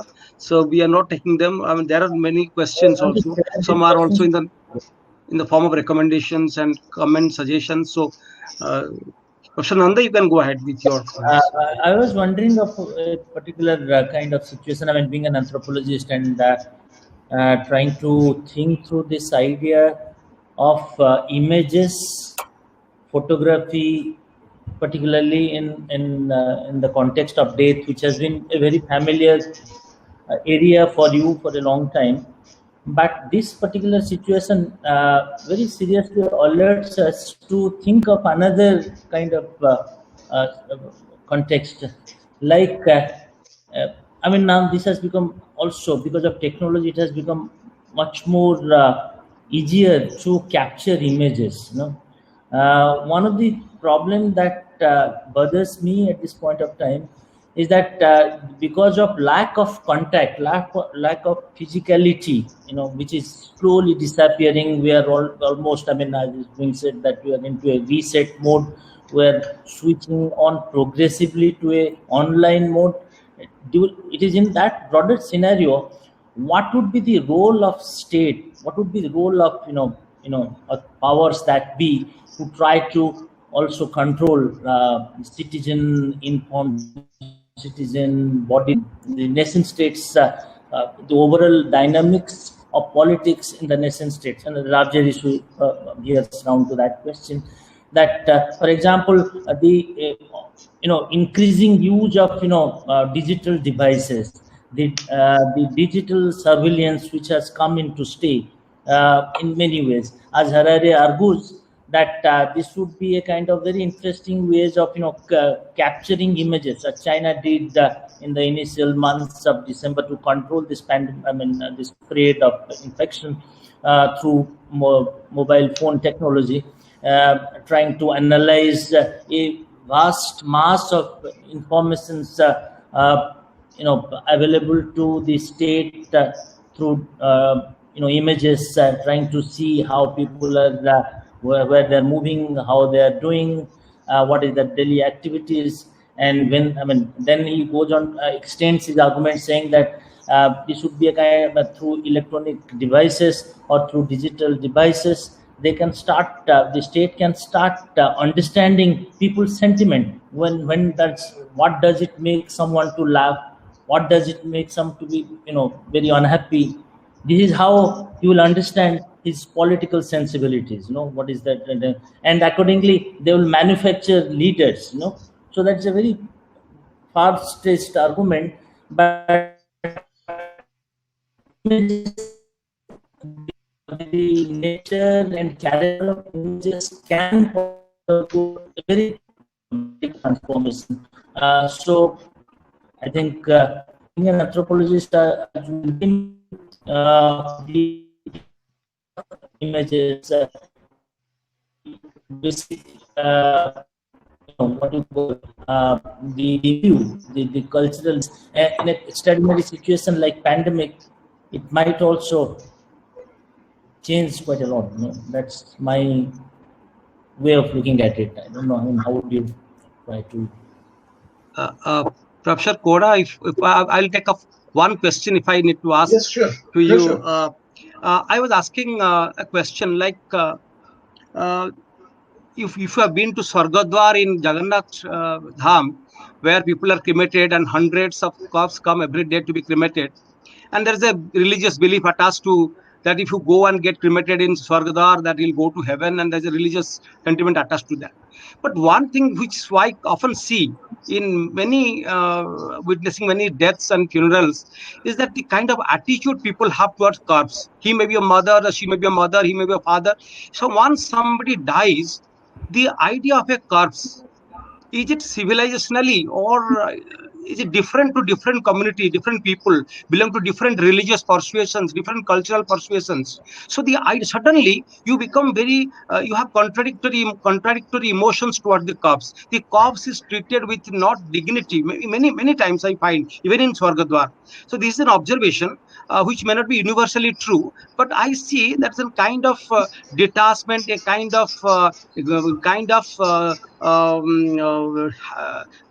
of negative emotion attached to a corpse when somebody dies and the life spirit is eliminated from the body. So is that attitude universal? How is that attitude in West or Western countries like in Denmark, where when somebody dies, how do you treat the corpse? Whether it's a question of dies out of infection or accidental death or natural death or a natural death, and what about? This is one question. The other question is the kind of contradictory feelings that people have. For example, if you look at the post-mortem photography in eastern part of India, if a married woman dies, that people feel that when the corpse is taken to the crematorium ground, some coins are thrown back. So, and these coins are collected by the women community as a mark of auspiciousness, that will give them good luck. This is one thing. At the same time, if a woman dies before the man, with bangles on her hands and married all, people think that she's lucky. So these kind of cultural beliefs and practices associated with post-mortem practices, how do you look at these contradictions? This is number 2. And the number 3 is, when we look at Hindu philosophy, the idea of death is very differently depicted. For example, if you look at the iconographic detail of Kali, the goddess of death, you find that Kali is a malevolent and ferocious deity, mother goddess, who is trying to, which is the embodiment of death. At the same time, she is the embodiment of life-bringing energy. So in that sense, and most of the female goddesses, which are very ferocious, malevolent forces, were embodiment of malevolent forces, they seems to be, in favor of death, of killing or the evil, or bringing back, restoring the dharma or the order. So these kind of things are imageries are very pertinent and very visible in our psychological and mental landscape. Given that, since Christianity and Islam are monotheistic religion, they don't have so many gods, 33 million gods in them, and the possibility of looking at their gods and their cultural symbols are very less. They're more or less visible.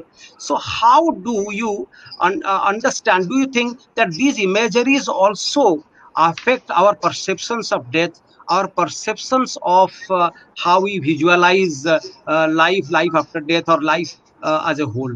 There are quick questions which have already come on the screen. Could you please read it out one by Neha and Tripti Deo, perhaps, and few questions? Tripti Deo's question I have already read out, and then Neha Sharma says, death rituals are done by man in India. We have a lot of family pictures with dead persons of the 1980s, and only my father's family is there. So she is just saying this as a comment. Then she's saying that death rituals are done by man in India, and we have a lot of family pictures with dead persons of 80s, and only my family, my father's family is there. Question say that individuals no more are individuals, but they have been reduced to visuals. So there is a very interesting connect between reduction of individuals to a status of visuals, So that is a kind of... okay, there is one question from Vijay Lakshmi.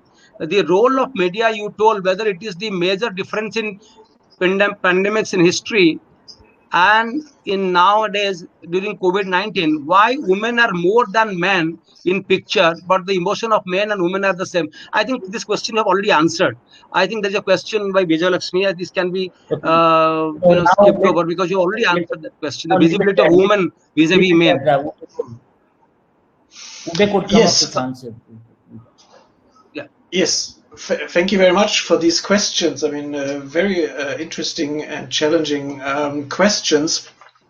Let me start with your comment, Professor Nanda, regarding the role of the state and the push of the state to use digital technologies to extend its power and to reach sort of into spheres that were considered private and are now controlled by the state with new technologies, be it in terms of technologies recognizing faces that we have, surveillance cameras all around us, or even the slow process of getting rid of cash, because the state can control financial transactions more easily when we use cards or online transactions, etc.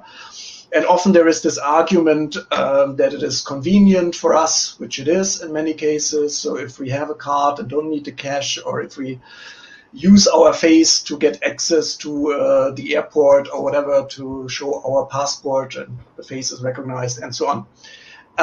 But there is this risk of the state sort of turning into a kind of a more authoritarian state that might misuse the power it has. And therefore, I think it is the role of engaged citizens to control the state, or maybe to try to resist in some ways, be it by insisting on cash, as some people do in Denmark, where the state wants to use only cards and get rid of all the coins and everything, or be it in other ways. But there is clearly this process, and we are in the middle of it. And photography and photographic technologies play a major role in this process, maybe not directly in terms of post-mortem photographs, but clearly in the sense that the state is using those photographs for documentation. I mean, I've seen this earlier on also in Varanasi at the Ghats, where you have, of course, a major need for photographs, and you have standardized poses. And as Professor Patro also pointed out, I mean, documentation is crucial in the post-mortem photography. So if as a son you claim the job, or you're entitled to the job of your father, or for other means of getting a certain pension, certain financial benefits, you might use these photographs to document that the father has passed away or somebody else. And very often the poses are linked to it directly. You have the lighting of the funeral pyre, which is a standard pose in Varanasi, for example, or the breaking of the skull, or a group photograph, etc. So you have these photographs fairly standardized in many contexts. By the way, often without women, because women are asked to stay behind. I mean, not to go directly to the ghat, or stay behind before the cremation ground, even in a village context, and so on. So we have women less depicted there. While the state is one field, I mean, the concept of the corpse that you mentioned, Professor Carr, is another extremely important aspect here. And I think as long as the corpse is handled within the family, the dignity of the handling is pretty much ensured. But as soon as you start passing on the duty to professionals, be it professionals at the burning ghats or professionals in Denmark, the undertakers, there is always a risk that things are commercialized, that indignity is, so to say, part of that financial transaction. And I mean, there are a lot of stories also from Germany or Denmark when undertakers misuse the funds. I mean, you pay them for taking care of the body in a very dignified way, dressing the body, ensuring that there is a proper coffin and everything. And then later on, it turned out that the funds were misused and the body was handled in an inhuman way, or what we would not expect. So I think as soon as you have this kind of professionalization, you have always the risk of the commercialization as well. And there are a lot of stories around that. And you're absolutely right. I mean, when we talk about married women and widows, of course, the married women, or the Suhagins, the example that I had included, are far likely to be photographed in these contexts. Widows are far less photographed because of the inauspiciousness attached to widowhood. So you can see this in the photographic practices, even though there are exceptions. And I think it's part of the changing gender balance that I also came across a few photographs of widows nowadays. But you can see historically the change, and you can see the ideas that were particularly strong in some communities, Brahmanical communities, maybe less strict in other communities. So the community aspect is there as well, but you can see the tendency. And I think you're also right that the perceptions or the ideas that we have within society around death shape the way we deal with the corpse, and also the way we perceive death. And in terms of the corpse, for example, the Ogriya have a concept of the person, which is a combination particularly of the soul, the Atman, the life energy, the Jibon or Jivan, also the shadow. I mean, there are different concepts, but the two, I mean, the soul and the life energy are the most important ones. And you have the life energy already in the womb of the mother when the baby starts moving and the baby has life energy. And the moment of death is when the life energy is no longer there and the body cannot move any longer. But for the Ogriya, the disaggregation of the corpse is a slow and stepwise process. So while the life energy is gone at the moment of what would we call biological death, so to say, the soul would still be there. Many Ogriya would say that the soul is only released when you break the skull during the cremation. So even though the body doesn't move, there is still a part of the person, the soul is present, and that ensures also that the community would usually deal with the body in a very dignified way, because it's still part of the person and the soul is still there. While in other contexts, if somebody else from a completely different community or profession would deal with it, he might not even know about the ideas that are linked, that Ogriya and other communities have.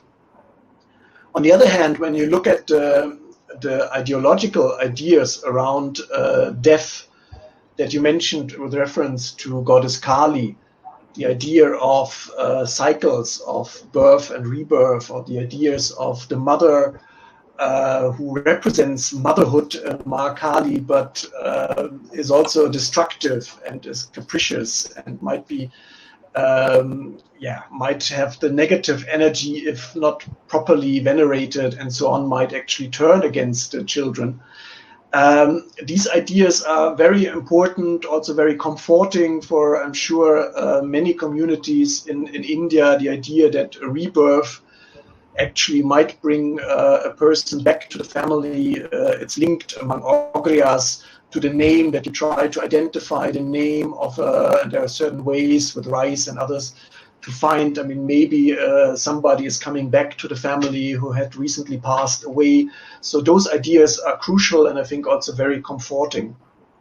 While in a Christian context, the idea of sleep and the idea of paradise is far more comforting, even though you're not coming back. But the idea that there is a final abode where people are hopefully in paradise might be actually a comforting idea. And then it has repercussions on the image-making process.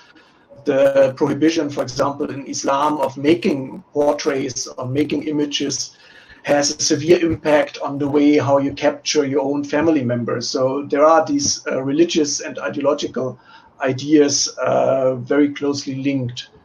But that's just a very brief answer, which of course we could elaborate more on it. But I don't know, it's already past 2 o'clock. Yes, but I could go on. I don't mind. Yeah, just quick, Kevin, your old colleague Jyoti Sharma is here, joined us from Ludhiana. Yes. So she has an interesting question to know, I mean, how faculty and students are dealing with the education system. I mean, the way they relate to the education system in Denmark. And of course, the other interesting question which has come from there is that individuals have been reduced to visuals. These are the two questions. You can just comment and then you can wind up. I mean, first of all, let's start with Jyoti. I mean, it's nice to see you here. Of course, there was a major impact, and I think what we have here now was basically also the way the system functioned in Denmark, that we became experts in Zoom and other technologies. Suddenly, we had to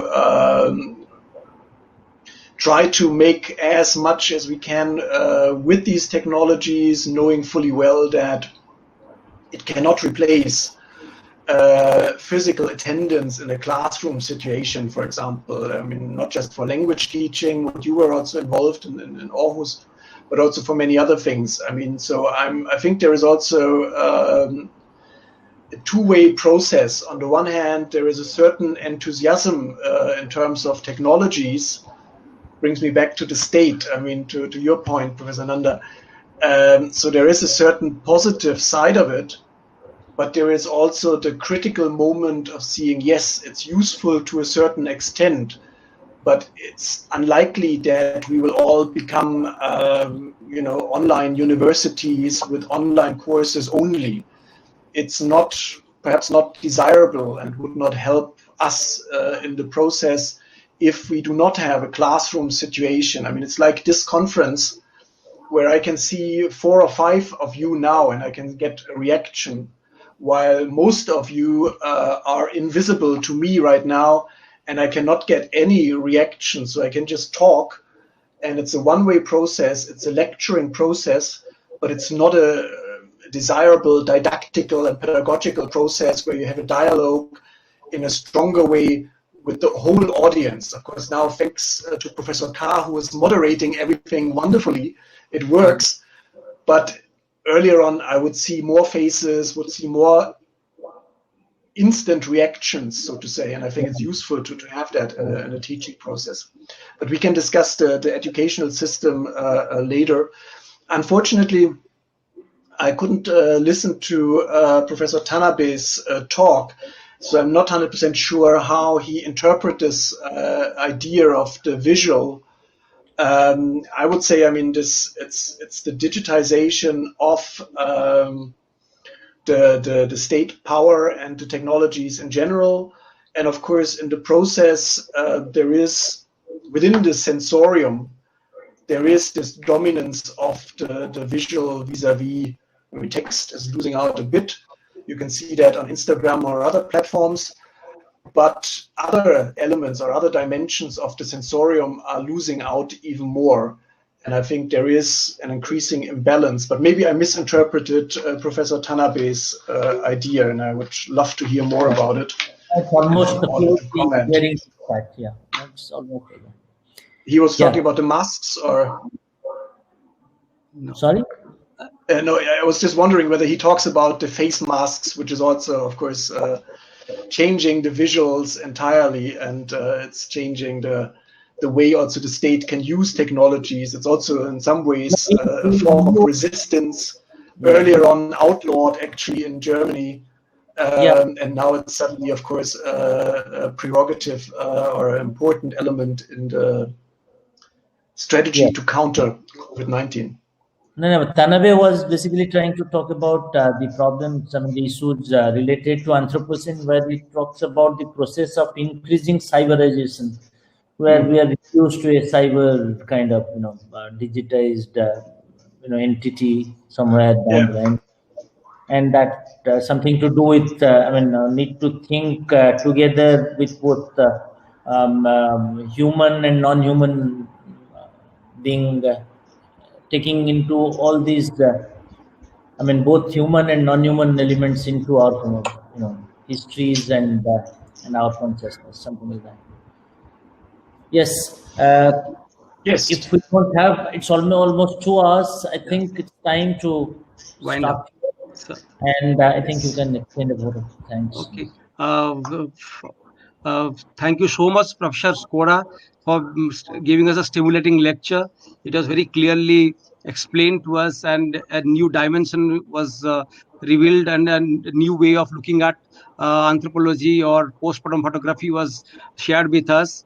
Thank you very much for being with us, and you have been a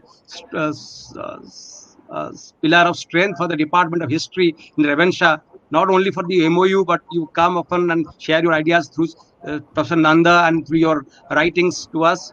And we are immensely grateful that you came and shared your ideas with us. It was indeed a wonderful lecture. Thank you so much. I also take this opportunity to thank our Honorable Vice Chancellor, Professor Ishan Kumar Patra, who is constantly coming to our webinar and encouraging us. We thank you so much, sir, for your benign presence and adding value to our seminar and webinar. I am also very thankful to Professor Subrat Kumar Acharya, head of the department, for his kind presence and his support for all that. Obviously, Professor Nanda deserves a special thanks because he's the convener and he's the one who is mobilizing so many people on this platform to share our ideas. And this has really been a very enriching experience for all of us. And I take this opportunity on behalf of the history department, Ravenshaw University and the university as a whole, to thank all our esteemed participants who have been very patient and very keen on joining us on all the days. This is sixth webinar, and we'll have we'll have 6 more subsequently. We'll let you know. And the next one is on 22nd July. And we'll have a very interesting session then. And I take this opportunity to thank all our participants, and thank you, Professor Skoda, thank you, Professor Patra, thank you, Professor Acharya, thank you, Professor Nanda, for your very moral support and your wonderful ideas being shared on this platform. Priyadarshi, one more. Please go ahead, sir. Please go ahead. One more information to be shared to the viewers, that we are having this talk by Professor Marcus Bussi, who would be talking about history of futures. I mean, how do we configure future in this context, going beyond COVID-19? He's talking to us day after tomorrow, on Wednesday at 11:30 Indian Standard Time. So I request all the viewers to come back at the same time, because this is going to be very interesting. Because this is a very interesting new area that we are going to be introduced. Most of the social scientists and the historians in India are not very familiar with certain areas where, I mean, history each talked about in terms of its futuristic perspective. So he's going to share some of his ideas based on a larger understanding of literature and other things that would be there. And subsequently, we'll keep on announcing a couple of programs which is likely to come the next week. So maybe we have not scheduled the date properly, but hopefully by first week of August, the series will come to an end. And for the speakers, we are going to share all the questions, and after we get their answers, the answers to specific queries and posers posed by the viewers, we'll share it back to the participants. That is one format that we have thought about. And we're also going to share all the links and the study resources or the reading resources which any speaker would share to us. We'll share it to the registered participants.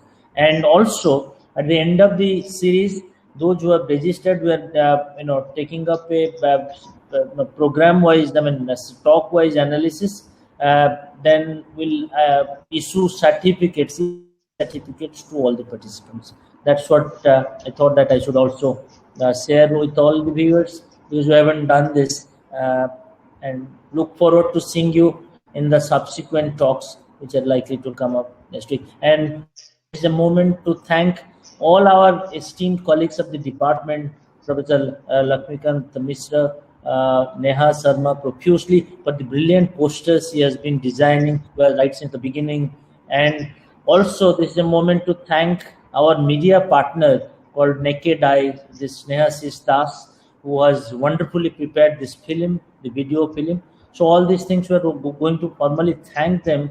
And if this series has attained some kind of global visibility, it is because of the very tireless efforts of some of the people, those who have been, and particularly our very intimate colleague Umakant Mishra, Professor Umakant Mishra, who has sir, we must thank Manish sir, who is the brain behind this. Manish sir of the computer science department has been a great source of strength for us, and we thank Manish sir profusely from the department. To that, without Manish, this series would not have been possible, and I have been constantly banging him, and he is under tremendous pressure. His laptop, unfortunately, for last 2-3 days, is not showing up properly. Is not looking up. This display is gone, but he's trying to manage things to the best possible.